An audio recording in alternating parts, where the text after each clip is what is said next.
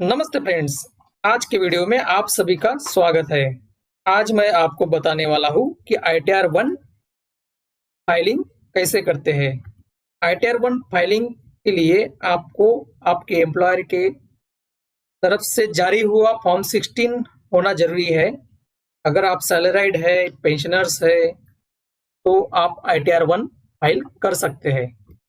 ITR 1 filing आप खुद से क्यों करें? क्योंकि अगर आप खुद से करने लगेंगे तो कई सेक्शंस ऐसे हैं जिस सेक्शंस में आपका इन्वेस्टमेंट होता है या तो आप खर्चा करते हैं लेकिन उसका डिडक्शन ले नहीं पाते, क्योंकि इसकी जानकारी आपको होती नहीं है और आप जिस कंसल्टेंट या टैक्स कंसल्टेंट से फाइलिंग करवाते हैं तो आपको कभी पूछता नहीं कि आपने इसमें कुछ खर्चा किया होगा, तो आप डिडक्शन आपको दे नहीं पाता, इसलिए कभी कभी आपका टैक्स ज्यादा कट जाता है।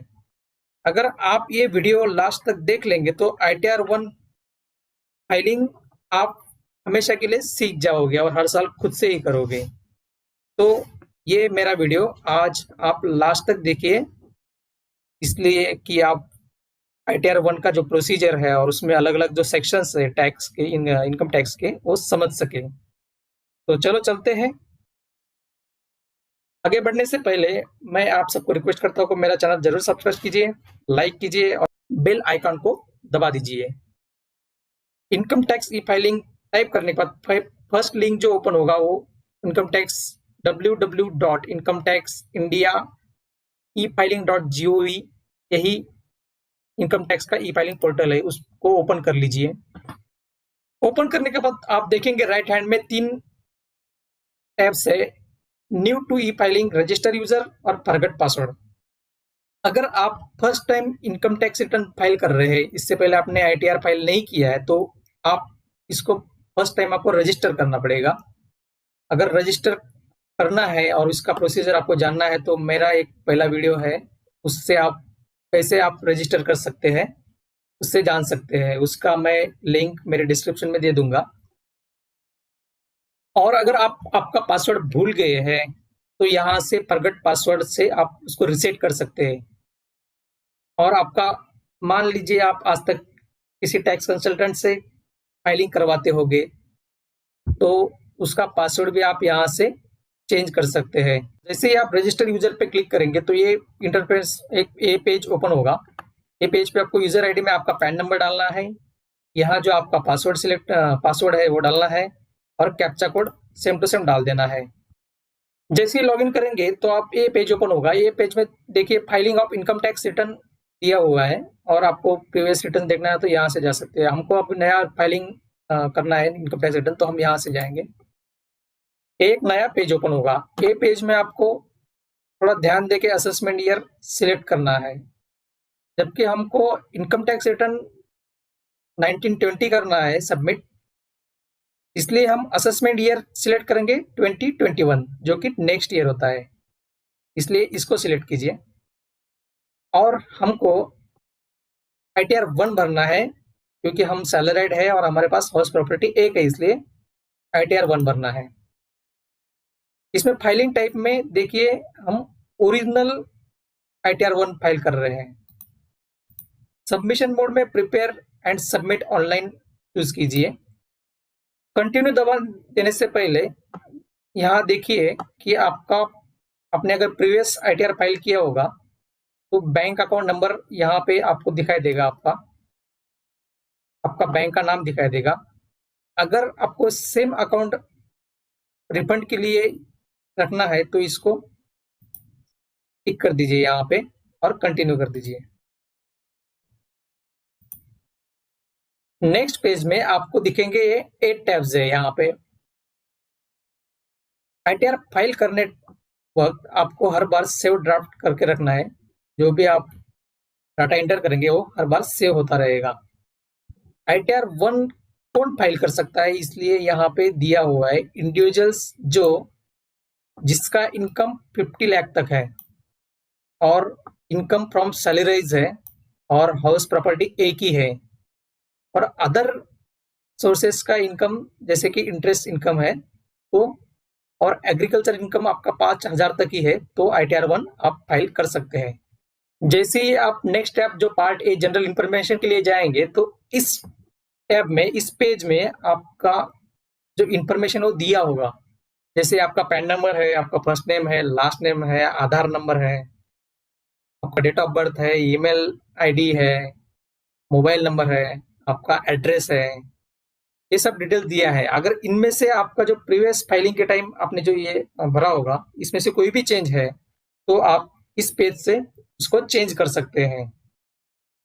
जनरल इंफॉर्मेशन के पेज पे आप जैसे ही स्क्रॉल डाउन करेंगे, नीचे आपको यहाँ पे पूछा जाएगा nature of employment. Nature of employment में ड्रॉप डाउन बॉक्स में आपको ऑप्शन दिए हैं। आप या तो सेंट्रल गवर्नमेंट एम्प्लॉय है, स्टेट गवर्नमेंट एम्प्लॉय है, पीयूसी है, पेंशनर्स है, अदर्स। अदर्स में जहां किसी का मान लीजिए टीडीएस कट गया है डिपॉजिट्स पे और उसको अगर टीडीएस रिफंड करवाना है तो अदर्स सिलेक्ट करें, नहीं तो आपकी एम्प्लॉयमेंट कौन सी है उसके हिसाब से आप सिलेक्ट कर लीजिए। मेरे केस में जैसे मैं पीयूसी से बिलोंग करता हूँ तो मैं पीयूसी सिलेक्ट कर लेता हूँ। पीयूसी सिलेक्ट करने के बाद नीचे यहाँ एक ऑप्शन है 139(1), यहाँ हम आईटीआर फाइलिंग कर रहे हैं बिफोर ड्यू डेट, क्योंकि ड्यू डेट अभी बाकी है। अगर ड्यू डेट जो income tax of India declare करता है उसके बाद अगर आप फाइल करते तो वो बिलेटेड हो जाएगा। और मान लीजिए आपने आईटीआर फाइल कर दिया है और आपको कुछ रिवाइज करना है तो यहाँ से आप रिवाइज कर सकते हैं। यहाँ पे हम बिफोर ड्यू डेट सिलेक्ट कर लेते हैं। ये सिलेक्ट करने के बाद यहाँ नीचे 2-3 कंडीशंस है, वो कंडीशंस आप पढ़ लें। ये कंडीशन आपको अगर लागू पड़ती है तो यहाँ पे यस और नो करना है। इनमें से फर्स्ट कंडीशन है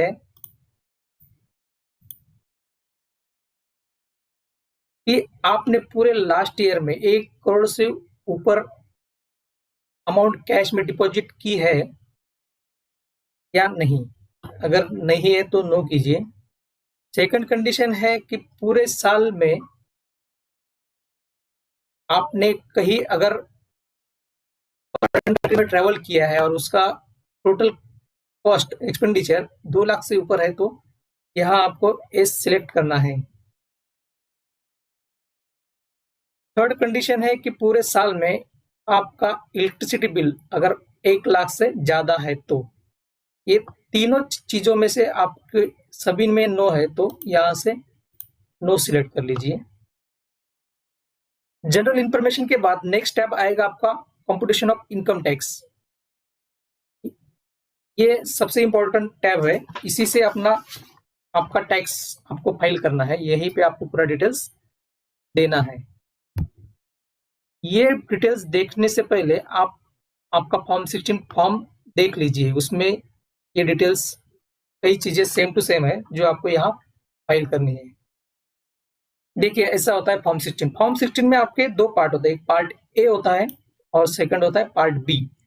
पार्ट ए में आपका name and address of employer रहेगा, आपका नाम और एड्रेस रहेगा।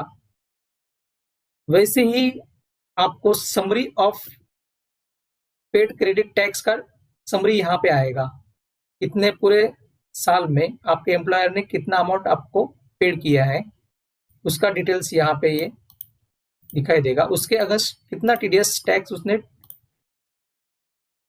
डिडक्ट किया है और कितना डिपॉजिट किया है, ये दोनों फिगर्स जो होती है amount of tax deducted and amount of tax remitted same ही होती है। जैसे ही नीचे जाएंगे आपका पार्ट बी जो होता है वो आपका सैलरी का डिटेल्स होता है। पे आपको ग्रॉस सैलरी कितना मिला है, ग्रॉस सैलरी में सैलरी का बाइफर्केशन होता है। सैलरी आपको सेक्शन 17 के हिसाब से कितना सैलरी मिला है, वैल्यू ऑफ परक्विजिट उसके हिसाब से कितना है, अलग अलग यहाँ बाइफर्केशन दिया होगा। वैसे डिडक्शन का भी बाइफर्केशन दिया होगा, यहाँ नीचे डिडक्शन का बाइफर्केशन दिया है और पूरा ग्रॉस टोटल इनकम दिया होगा प्लस आपका कितना टैक्स डिडक्ट किया है वो दिया होगा। चलो फिर से चलते हैं इनकम टैक्स की वेबसाइट पे। इस पेज पे आने के बाद आपको यहाँ आपका डिटेल्स भरना है। कई लोगों के इसमें ये शायद जो डाटा है वो प्रीफिल्ड आ सकता है। जैसे कि यहाँ मांग रहा है वो सैलरी एज पर सेक्शन 17(1). ये आपका अगर फॉर्म 16 देख, यहाँ पे फॉर्म 16 में आपको सेम टू सेम जो है वो वहाँ पे एंटर करना है। जैसे कि मेरे केस में ये है 1201928। वैसे ही यहाँ होगा value of perquisite as per section 17(2). वो भी आपके फॉर्म 16 में दिया होगा तो ही एंटर करना है, नहीं तो छोड़ दीजिए। जैसे मेरे केस में यहाँ पे है परक्यूसिट्स, तो मैं यहाँ डाल देता हूँ। वैसे ही सी में अगर आपके फॉर्म 16 में है कुछ तो डाल दीजिए, नहीं तो उसको छोड़ दीजिए। आगे बढ़ेंगे तो आपको यहाँ पे आपका नेट सैलरी आ जाएगा, वो सेम आपके फॉर्म 16 से मैच होगा। जैसे ही नीचे जाएंगे आप, यहाँ पे इस साल 50,000 का डिडक्शन है 16 इसमें, तो बाय डिफॉल्ट आ जाएगा। ये 50,000 का डिडक्शन आपके फॉर्म 16 में भी दिया होगा। यहाँ पे डिडक्शन में यहाँ पे ये है आपका टैक्स ऑन एम्प्लॉयमेंट 2400 आपके इसमें दिया होगा, तो यहाँ आप डाल सकते हैं। इसको प्रोफेशनल टैक्स भी कहते हैं, वो डाल दीजिए। वो डालने के बाद आपका income chargeable under head of salary इतना अमाउंट आएगा, जो आप फॉर्म 16 से मैच कर लीजिए, इससे सेम ही रहेगा। उसके बाद आएगा आपको डिडक्शन हाउस प्रॉपर्टी। अगर आपने हाउसिंग लोन लिया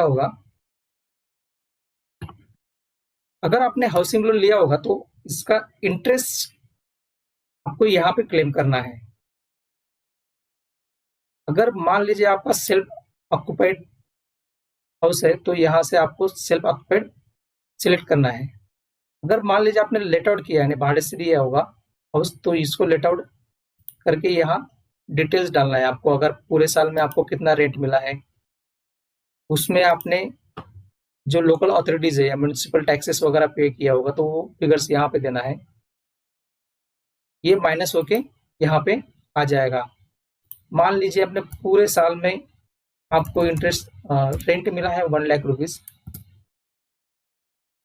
और आपने पे किया है 10,000 टैक्सेस, तो यहाँ पे 30% एनुअल वैल्यू का डिडक्शन मिलेगा, और वो दोनों डिडक्शन के बाद 63,000 आपके इनकम में कैलकुलेट होगा। वैसे ही आपको इंटरेस्ट कितना पूरे साल में हाउसिंग लोन में इंटरेस्ट कितना लगा है वो यहाँ डालना है, जो कि आपने फॉर्म 16 में आपके एम्प्लॉयर को दे के रखा होगा। अगर आपने एम्प्लॉयर को आपका हाउसिंग लोन का इंटरेस्ट का सर्टिफिकेट सबमिट नहीं किया होगा, तो आप यहाँ पे वो दिखा सकते हैं। उसके लिए आपको बैंक से हाउसिंग लोन का इंटरेस्ट सर्टिफिकेट मिलेगा, वो लेना है। जैसे कि मेरे केस में है ये 1,42 रुपीज। अगर मैं ये सब क्लेम करता हूँ तो ये पूरा कैलकुलेशन यहाँ पे आएगा। जैसे कि मेरे केस में ये सेल्फ ऑक्युपाइड घर है, तो मैं बाकी ये चीज़ें मैं क्लेम नहीं करूँगा, सिर्फ मेरा जो इंटरेस्ट है वही क्लेम करूँगा। इस सेक्शन में आप मैक्सिमम 2 लाख का इंटरेस्ट है वो क्लेम कर सकते हैं हाउसिंग लोन का। हाउसिंग लोन का इंटरेस्ट यहाँ एंट्री करने के बाद ग्रॉस टोटल इनकम मेरा इतना हो जाएगा, जो कि आपका फॉर्म 16 से आप टैली कर लीजिए, ये सेम ही होगा वहाँ पे भी। बाद में आएगा पार्ट सी, जहां आपको अलग अलग डिडक्शन क्लेम करने हैं, जिसमें से फर्स्ट सेक्शन है एटीसी।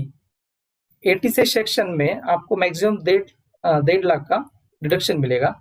मान लीजिए इसमें आपने इन्वेस्टमेंट भले आप 2 लाख किया होगा या अबव 1,50,000 से किया होगा, तो भी मैक्सिमम डिडक्शन आपको यहाँ पे 1,50,000 का ही मिलेगा। एटीसी सेक्शन में क्या क्या आता है, जैसे आपने लाइफ इंश्योरेंस का प्रीमियम भरा होगा, या तो पीएफ में आपने कंट्रीब्यूशन किया होगा, या तो जैसे कि ईएलएसएस स्कीम आता है इक्विटी शेयर्स म्यूचुअल फंड में, उसमें अगर आपने इन्वेस्ट किया होगा तो उसका भी आप इन्वेस्टमेंट यहाँ पे दिखा सकते हैं। ये क्लेम करने के टाइम देखना है कि ये लास्ट ईयर का जो पूरा अपना फाइनेंशियल ईयर का जो आपने इन्वेस्टमेंट किया होगा वही इन्वेस्टमेंट आपको यहाँ पे दिखाना है, और आपके फॉर्म 16 में ये इन्वेस्टमेंट होगा। अगर उससे मान लीजिए आपने ज़्यादा किया होगा तो यहाँ आप दिखा सकते हैं। मेरे फॉर्म 16 में ये है मेरा एटीसी का डिडक्शन।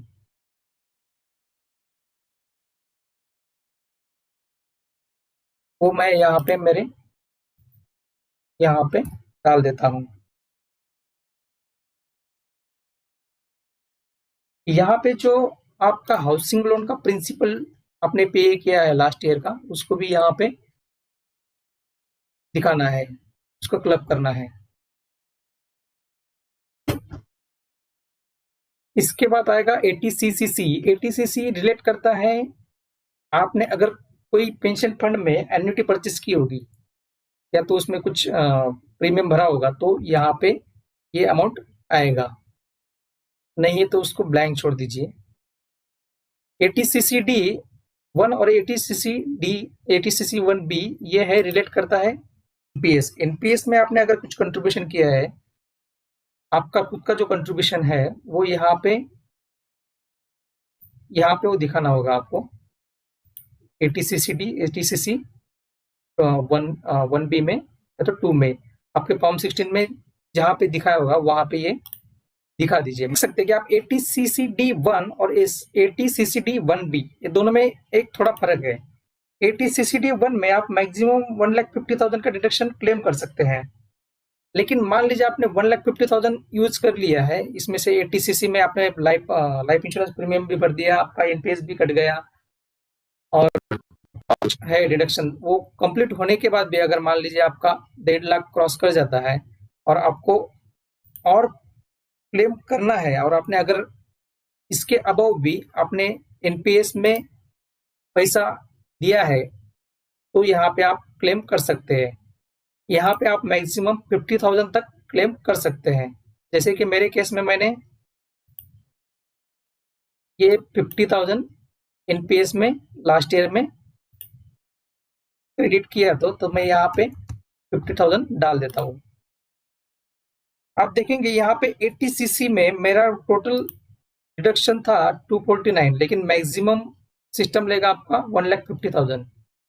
और यहाँ पे भी देखिए आप, अगर मान लीजिए एटीसीसीडी 1B में अगर ज़्यादा भी करते हैं, जैसे मैं अगर यहाँ 60,000 डाल दूँ तो भी सिस्टम आपका 50,000 ही लेगा, नहीं वहाँ मैक्सिमम आप 50,000 क्लेम कर सकते हैं।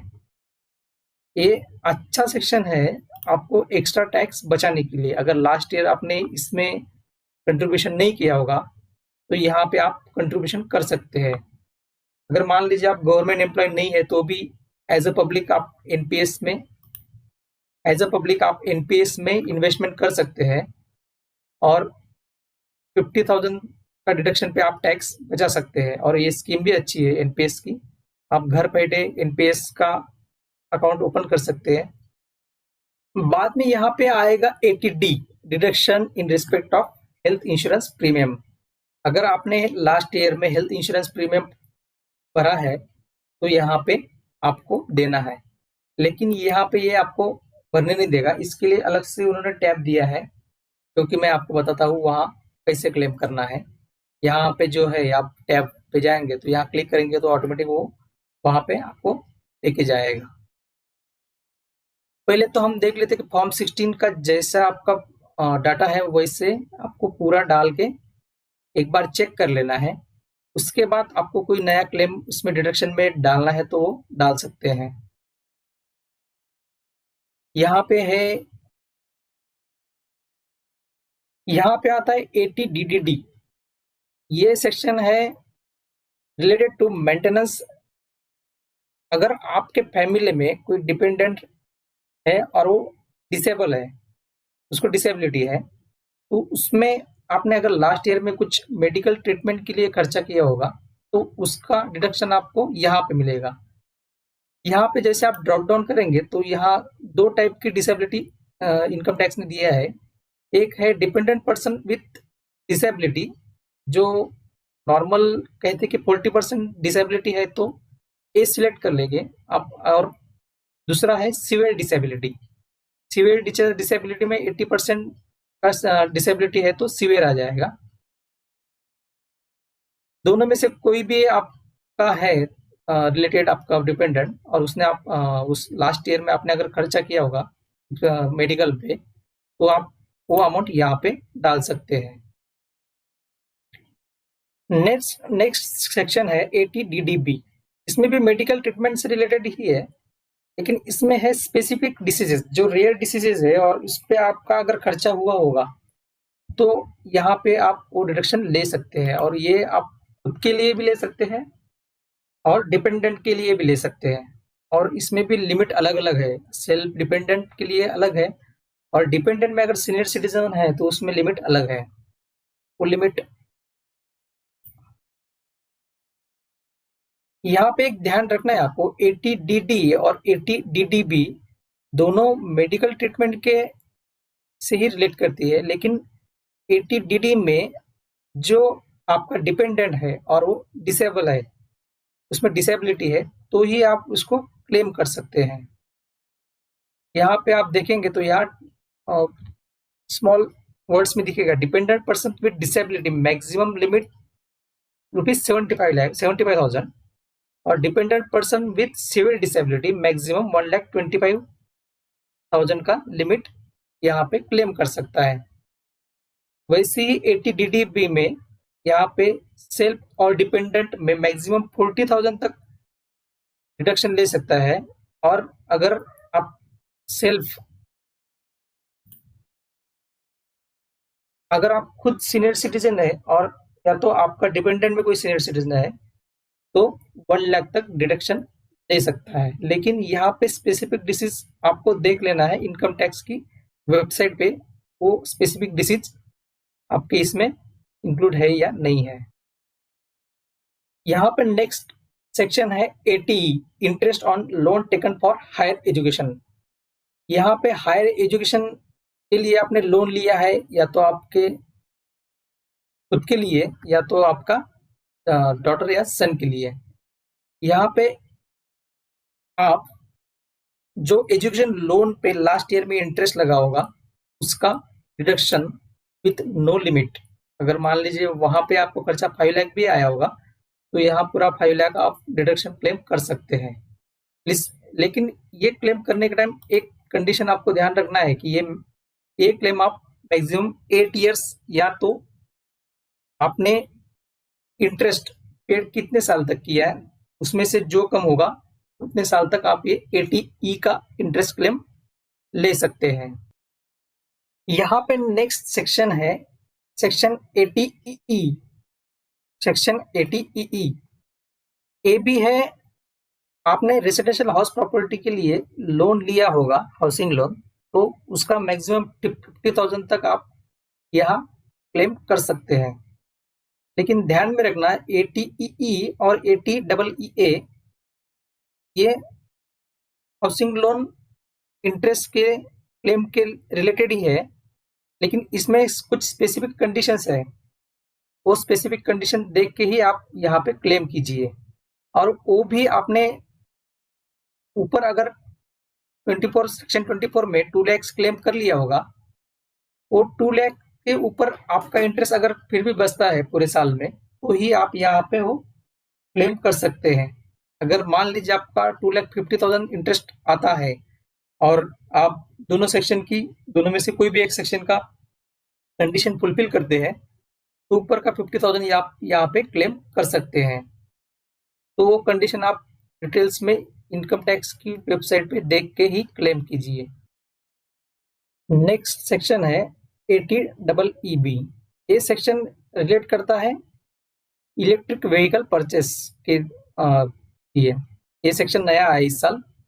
इसमें अगर आपने कोई भी इलेक्ट्रिक व्हीकल परचेस की है और उसके लिए लोन लिया है, तो लोन का जो इंटरेस्ट पोर्शन है उसके लिए डिडक्शन आपको यहाँ पे मिलेगी, और वो मैक्सिमम डिडक्शन सेक्शन 80EB में मैक्सिमम लिमिट है 1.5 लाख की, यानी मैक्सिमम 1.5 लाख का इंटरेस्ट आप यहाँ पे इनकम डिडक्शन के लिए क्लेम कर सकते हैं। सेक्शन 80G है जो डोनेशंस आपने कुछ सर्टेन फंड्स में किया होगा, या तो कोई ट्रस्ट या चैरिटेबल ट्रस्ट को किया होगा, तो इसका आप डिडक्शन यहाँ पे ले सकते हैं। लाइक इस साल जैसे पीएम केयर्स में मैक्सिमम लोगों ने डिडक्शन डोनेशन किया है, तो उसका डिडक्शन आप यहाँ ले सकते हैं। लेकिन ये यहाँ आपको डालने नहीं देगा, इसके लिए अलग सा टैब दिया है, यहाँ अगर क्लिक करेंगे तो ये वहाँ उस टैब पे चला जाएगा। सेक्शन 80G उन लोगों को ही लागू पड़ता है जिसका एम्प्लॉयर उनको कुछ एचआरए नहीं देता है और उनके पास कोई हाउस प्रॉपर्टी नहीं है और वो रेंट से रहते हैं, तो उसका क्लेम आप यहाँ से कर सकते हैं। सेक्शन 80GGA भी कुछ डोनेशंस के रिलेटेड ही है। कुछ स्पेसिफिक साइंटिफिक रिसर्च और रूरल डेवलपमेंट में आपने अगर डोनेशन किया है तो उसका क्लेम यहाँ पे कर सकते हैं। वैसे ही section 80GC donation to political parties, अगर पॉलिटिकल पार्टीज में आपने डोनेशन किया तो इसका डिडक्शन यहाँ पे ले सकते हैं। सेक्शन 80TTA में आपको सेविंग अकाउंट्स पे आपका जो इंटरेस्ट मिला है पूरे लास्ट ईयर के फाइनेंशियल ईयर में, तो यहाँ पे आपको फिल करना है। जैसे मेरे केस में मुझे 25 रुपए इंटरेस्ट मिला है पूरे फाइनेंशियल ईयर में। यहाँ पे आप जितने भी बैंक्स के सेविंग अकाउंट्स है उसमें आपको जो इंटरेस्ट क्लब करके यहाँ पे डालना है। आपके या तो सेविंग अकाउंट के पासबुक में या तो स्टेटमेंट में आपको जो इंटरेस्ट मिला है आप वहाँ पे देख के यहाँ पे डाल सकते हैं। यहाँ पे जैसे आप क्लेम कर रहे हैं TTA में, तो ये चीज आपको इनकम में भी दिखाना पड़ेगा। जैसे कि इनकम में दिखाने के लिए सेविंग अकाउंट का इंटरेस्ट का इनकम दिखाने के लिए आपको यहाँ से इनकम फ्रॉम अदर सोर्सेस में जाना पड़ेगा। यहाँ से सिलेक्ट करेंगे आप इंटरेस्ट फ्रॉम सेविंग अकाउंट। यहाँ पे पूरे साल में आपको जितना इंटरेस्ट मिला है यहाँ डाल देना है, और सेम चीज आपको वहां पे डिडक्शन मिल जाएगी, यानी आपको कोई टैक्स नहीं मिलेगा। वैसे ही अगर अदर इनकम में आपका कुछ डिपॉजिट है बैंक्स में, तो डिपॉजिट का इंटरेस्ट भी आप यहाँ दिखा सकते हैं। वैसे ही interest from income tax refund है, उसमें भी आप ये इंटरेस्ट का पोर्शन में दिखा सकते हैं। अगर मान लीजिए लास्ट ईयर आपको कुछ टैक्स रिफंड आया है और उसमें इंटरेस्ट भी कुछ इंक्लूड है, तो इंटरेस्ट का पोर्शन यहाँ पे दिखाना है। अगर आपको कोई फैमिली पेंशन भी है तो यहाँ पे वो फैमिली पेंशन देना है। और एनी अदर कोई इनकम है आपका इंटरेस्ट का इनकम, जैसे डिबेंचर से आता है, वो यहाँ पे आप दिखाना है। मेरे केस में सिर्फ सेविंग अकाउंट का इंटरेस्ट मुझे मिला है, तो इसलिए मैं यहाँ पे सेविंग अकाउंट का इंटरेस्ट यहाँ जो मुझे मिला है वो मैं दिखाता हूँ, और सेम अमाउंट मैं यहाँ पे सेक्शन 80TTA में दिखाऊंगा। वैसे अगर ये है सेक्शन 80TTB जो रिलेट करता है रेसिडेंट सीनियर सिटीजन्स के लिए। अगर आप सीनियर सिटीजन है और आपका कोई FD है बैंक में, तो पूरे साल में 50,000 तक इंटरेस्ट आप यहाँ पे क्लेम कर सकते हैं। लेकिन मैं अगर यहाँ पे अगर आप सीनियर सिटीजन है तो ही यहाँ पे आपको कुछ डाटा डालने देगा, नहीं तो डालने नहीं देगा। सेक्शन 80U रिलेट करता है डिसेबिलिटी से। अगर आप खुद असिसी कोई डिसेबिलिटी है तो उसका डिडक्शन आप यहाँ से ले सकते हैं। यहाँ पे दो टाइप है, सेल्फ विथ डिसेबिलिटी और self with severe disability.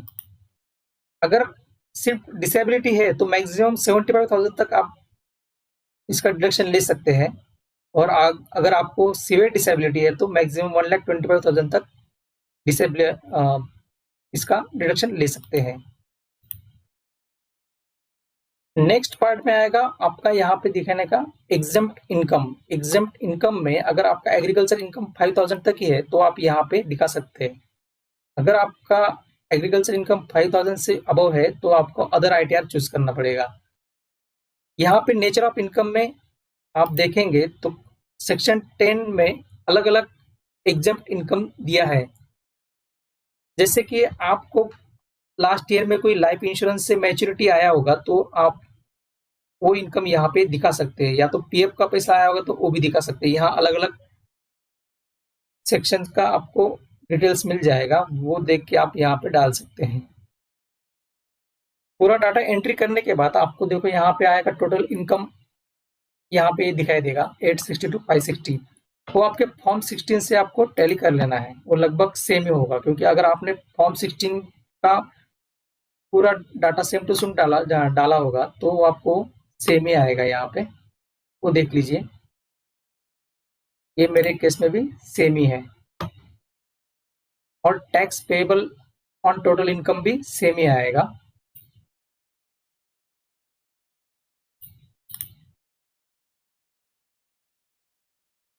Net tax payable भी सेम ही आएगा।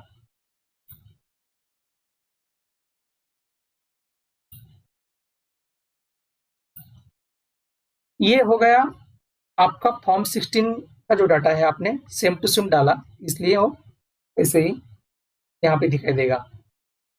इसके अलावा भी अगर आपने कोई टैक्स सेविंग इन्वेस्टमेंट किया होगा तो ये आप यहाँ पे दे सकते हैं। जैसे कि इस साल गवर्नमेंट ने इन्वेस्टमेंट के लिए डेट 30 जून कर दी थी। अगर मान लीजिए आपने मार्च और 30 जून के बीच लास्ट ईयर के लिए कुछ टैक्स सेविंग इन्वेस्टमेंट किया है तो आप यहाँ पे दे सकते हैं। पीएम केयर्स का जो एटीजी में आपने डोनेशन किया होगा तो उसका डिडक्शन कैसे लेना है तो मैं बताता हूँ। यहाँ पे देखिए, eighty G donation to certain funds and charitable institute का जो सेक्शन है उसमें यहाँ पे आपको कुछ डालने नहीं देगा, लेकिन जैसे ही आप आगे जाएंगे प्लीज यहाँ पे क्लिक करेंगे तो ये नया पेज यहाँ ओपन हो जाएगा। नया पेज ओपन होने के बाद यहाँ पे ये पार्ट में है donation entitle to 100% deduction without qualifying limit. आप अगर पीएम केयर्स में आपने कोई डोनेशन किया तो उसका कोई लिमिट नहीं है, और वो आपका पूरा डोनेशन यहाँ पे 100% इनकम डिडक्शन के लिए एलिजिबल होगा।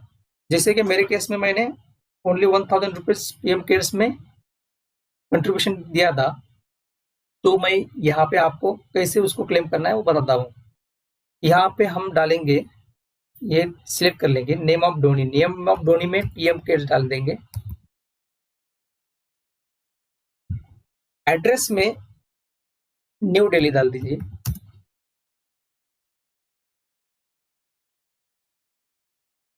यहाँ पे आप साउथ ब्लॉक भी डाल सकते हैं, साउथ ब्लॉक जो पीएम केयर्स का ऑफिस है, पीएम का ऑफिस है पीएमओ का, वो डाल देंगे। सिटी में न्यू दिल्ली डाल दीजिए।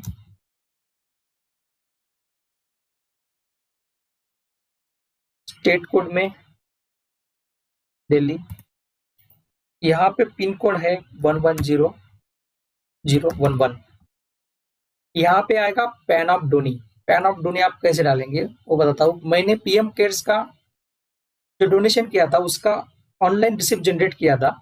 अगर वो ऑनलाइन रिसिप्ट कैसे जनरेट करते हो अगर आपको देखना है तो मैंने उसके लिए एक अलग सा वीडियो बनाया, जो मैं मेरे डिस्क्रिप्शन में एक लिंक दे दूंगा, वहां से आप देख सकते हैं। ये है पीएम केयर्स का डोनेशन का रिसिप्ट। इसमें यहाँ पे आपको पैन नंबर दिया हुआ है, तो यही पैन नंबर आपको देना है। यहाँ पे आपको पीएम केयर्स का पैन नंबर दे देना है, और आपने कितना डोनेशन दिया है वो यहाँ पे अमाउंट डाल देना है। ये डालने के बाद हम फिर से कंप्यूटेशन ऑफ इनकम टैक्स में जाएंगे। यहाँ पे इस साल गवर्नमेंट ने आपको टैक्स सेविंग के लिए डेट 31 मार्च से को बढ़ा के 30 जून तक कर दिया था, इसलिए एक अलग सा डिक्लेरेशन यहाँ पे हमको देना है। इस डिक्लेरेशन में लिखा है कि whether you have made investment deposit payments अगर आपने लास्ट ईयर के लिए, लास्ट फाइनेंशियल के लिए कोई इन्वेस्टमेंट, जैसे ये अभी 30 जून से 31 जुलाई तक कर दी है, तो इन्वेस्टमेंट किया है, तो 1 अप्रैल के बाद कितना इन्वेस्टमेंट आपने किया है वो अलग सा देना है। यहाँ पे अगर आपने 1 अप्रैल के बाद किया है इन्वेस्टमेंट, तो यहाँ एस सिलेक्ट करेंगे। एस सिलेक्ट करने के बाद आपको वो डिटेल्स देना है शेड्यूल डी में। शेड्यूल डी आएगा ऊपर, जैसे आप ऊपर जाएंगे तो शेड्यूल डी यहाँ पे आएगा।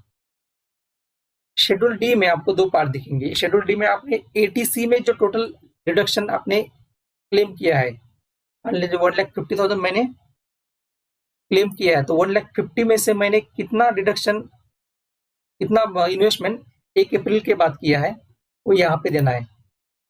जैसे कि मैंने एटीसी का जो डिडक्शन 150 का था मेरा, 31 मार्च से पहले ही मैंने इन्वेस्ट कर दिया था, इसलिए मैं यहाँ कुछ नहीं दूंगा।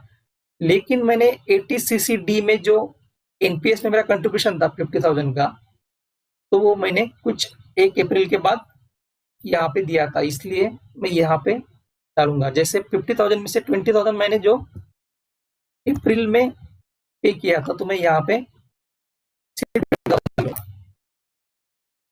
यहाँ डालने के बाद फिर से हम कंप्यूटेशन ऑफ इनकम टैक्स में जाएंगे। फॉर्म 16 के अलावा मैंने एक मेडिक्लेम पॉलिसी भी लिया था, तो उसका भी डिटेल्स मैं यहाँ पे डालूंगा। हेल्थ इंश्योरेंस मैंने परचेस किया था, तो उसका डिटेल्स मेरा डालना बाकी है, तो मैं यहाँ से जाऊँगा एटीडी में। एटीडी में जैसे आप इस लिंक पे क्लिक करेंगे तो आपको अलग टैब में लेके जाएगी। यहाँ आप देखेंगे, यहाँ शेड्यूल डी में आपको 2 पार्ट दिखेंगे। शेड्यूल डी का फर्स्ट पार्ट है, अगर आपने हेल्थ इंश्योरेंस प्रीमियम पे किया है खुद के लिए और खुद की फैमिली के लिए, यहाँ पे आएगा। अगर आपने हेल्थ इंश्योरेंस प्रीमियम किया है आपके पेरेंट्स के लिए, और पेरेंट्स अगर सीनियर सिटीजन है, तो यहाँ से आप क्लेम कर सकते हैं।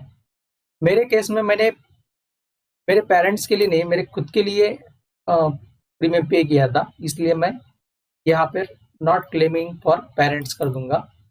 और यहाँ पे अगर आप खुद या तो आपके फैमिली मेंबर से कोई सीनियर सिटीजन है, तो यहाँ पे एस कर सकते हैं, नहीं तो नो कर दीजिए।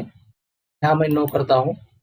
यहाँ पे मैंने हेल्थ इंश्योरेंस प्रीमियम पे किया था लास्ट ईयर 4386, वो मैं यहाँ पे डाल दूंगा। तो यहाँ पे फिर से आप अगर कंपटीशन ऑफ इनकम टैक्स में जाएंगे, तो यहाँ पे वो यहाँ पे आपको दिखाई देगा। वैसे ही हमने एटीजी में डोनेशन का वहाँ पे फिल किया, इसलिए वो 1000 यहाँ पे डाल दिया। ये सब डालने के बाद आप अगर मेरा टैक्स पेबल देखेंगे तो इतना आ जाएगा। ये सब जो अदर देन मेरा फॉर्म 16 था, जैसे कि एटीजी और मेडिकल इंश्योरेंस का प्रीमियम, वो डालने के बाद यहाँ मेरा टोटल टैक्स पेबल जो मेरे फॉर्म 16 में मेंशन्ड है उससे कम होगा। जैसे यहाँ पे मेरा 88412 है, और ये वहाँ दोनों चीज़ें डालने के बाद 87293 आ गया। इसके बाद हम नेक्स्ट पेज जाएंगे, जो है टैक्स डिटेल्स। ये बहुत इंपॉर्टेंट है। यहाँ पे आपका फॉर्म 16 में जो टैक्स पेबल है वो यहाँ पे मैच होना चाहिए। पार्ट ए में आपको ये जो है अमाउंट टैक्स डिडक्टेड, ये आपके इस पेज का जो डिडक्शन है टैक्स डिडक्टेड उससे मैच होना चाहिए। अगर इसमें कुछ डिफरेंस है तो देख लीजिए, उसमें कुछ। मेरे केस में एक टैक्स डिडक्शन और मेरा फॉर्म 16 का टैक्स डिडक्शन सेम है। इसके बाद आप जैसे ही tax paid and verification tab पे आएंगे, तो यहाँ पे आपका टैक्स कितना पे किया है आपके एम्प्लॉय ने, यहाँ पे दिखाई देगा। ये आपके फॉर्म 16 से मैच होगा। फॉर्म 16 के मैच करने के बाद मैंने जो एटीजी और मेडिकल इंश्योरेंस का जो प्रीमियम पे किया था उसका क्लेम करने के बाद मेरा रिफंड इतना बनता है। अगर मैं वो नहीं डालता तो ये रिफंड जीरो आता है। यहाँ पे ये हो गया अपना पूरा जो इन्फॉर्मेशन डालने के बाद, ये अपना लास्ट पार्ट है इनकम टैक्स रिटर्न सबमिट करने का। जैसे हमने शेड्यूल डी में भी कुछ, शेड्यूल डी में हमने डाला है 1 अप्रैल के बाद जो डिडक्शन हमने इन्वेस्टमेंट किया उसका डिटेल्स डाला है। शेड्यूल 80D में हमने हेल्थ इंश्योरेंस का प्रीमियम डाला है। 80G में हमने डाला है जो हमने डोनेशन किया है गवर्नमेंट को या तो ट्रस्ट को उसका। 80GGA में अगर आपने कोई साइंटिफिक रिसर्च और रूरल डेवलपमेंट में कुछ डोनेशन दिया तो उसका क्लेम यहाँ से कर सकते हैं। मेरे केस में कुछ नहीं था तो मैंने यहाँ पे कुछ नहीं डाला है। और यहाँ पे हमने कॉम्पिटिशन व इनकम टैक्स दे, एक बार फिर से हम रीचेक कर लीजिए आपके फॉर्म 16 से, और आपका जो अलग अलग इन्वेस्टमेंट है उससे एक बार टैली करके ही इसको सेव और सबमिट करना है। आपको फाइनल सबमिशन आएगा यहाँ पे टैक्स पेड एंड वेरिफिकेशन के टैब में। यहाँ फाइनल सबमिट करने के लिए इस पेज पे आपको आपका जो बैंक अकाउंट नंबर है वो दिखाई देगा। अगर आपको इसी अकाउंट में रिफंड चाहिए तो वो अकाउंट चेंज मत कीजिए, उसको वैसे ही छोड़ दीजिए। अगर आपको दूसरे अकाउंट में रिफंड चाहिए तो यहाँ पे अकाउंट नंबर चेंज कर सकते हैं। यहाँ पे एक डिक्लेरेशन आएगा, डिक्लेरेशन में से आपको सेल्फ या रिप्रेजेंटेटिव सिलेक्ट करना है। अगर खुद ने आपने ITR फाइल किया है तो यहाँ सेल्फ करके छोड़ दीजिए और यहाँ पे प्लेस डाल दीजिए। आप जहाँ से आपका प्लेस है उस सिटी का नाम यहाँ पे डाल दीजिए। यहाँ पे आपको आपका इनकम टैक्स रिटर्न वेरीफाई करने के लिए 3 ऑप्शन दिए हैं। फर्स्ट ऑप्शन है आपका या तो वैलिड आधार कार्ड है तो उससे आप ये सिलेक्ट करके सबमिट करेंगे तो आधार कार्ड पे आपका जो आपका मोबाइल लिंक है आधार कार्ड से उस पर OTP आएगा। OTP से आप वैलिडेट करके आप आपका ITR वेरीफाई कर सकते हैं, या तो आपका प्री वैलिडेट बैंक अकाउंट से भी आपका वो वैलिडेट कर सकते हैं, या तो डिजिटल सिग्नेचर है तो उससे भी वैलिडेट हो जाएगा। और यहाँ पे ये ऑप्शन है कि आप E-वेरीफाई लेटर भी, इससे भी आप वेरीफाई कर सकते हैं, या तो आप ये फाइल करने के बाद उसका प्रिंट आउट लेके साइन करके इस एड्रेस पे भेज के भी उसको वेरीफाई कर सकते हैं। यहाँ आप आपका ITR सबमिट करके फाइनल फाइल कर सकते हैं। तो देखा होगा कि कितना आसान था फॉर्म 16 से आपका ITR सबमिट करना। यहाँ पे कुछ चीजें आपने देखी होगी कि फॉर्म 16 में जो मेरा टैक्स डिडक्ट हुआ था और जो मेरा फाइनल डिडक्शन था उसमें मुझे कुछ रिफंड मिल रहा है। तो इसलिए कुछ सेक्शन में आप कुछ और एक्स्ट्रा इन्वेस्टमेंट करके और टैक्स बचा सकते हैं। जैसे NPS में 50,000 और डाल के आप उसको और टैक्स आपका बचा सकते हैं। वैसे ही हेल्थ इंश्योरेंस प्रीमियम में भी आपका टैक्स 80C का जो लिमिट है 1,50,000 का, उससे ज़्यादा आप आपका टैक्स बचा सकते हैं। तो आज की वीडियो के लिए आप ज़रूर लाइक दीजिए और कुछ कमेंट्स होंगे तो कमेंट ज़रूर कीजिए और आप अपने दोस्तों के साथ शेयर ज़रूर कीजिए और चैनल को सब्सक्राइब करना मत भूलिए। Thank you.